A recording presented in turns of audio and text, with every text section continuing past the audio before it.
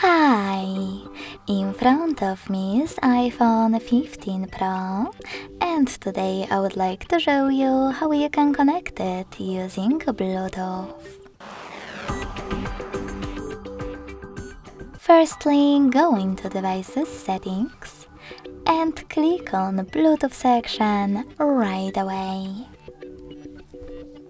Following that, click on the gray sweater next to Bluetooth feature and wait for available devices to show up. When they do, click on the one that you wish to connect to.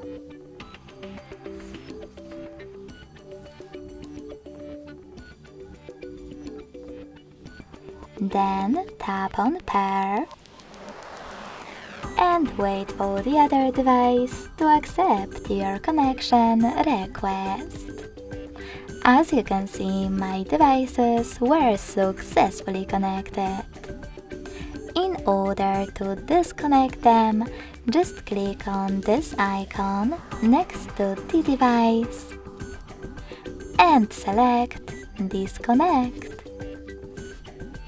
Thanks so much for watching. If you enjoyed this video, don't forget to leave a like, comment and subscribe.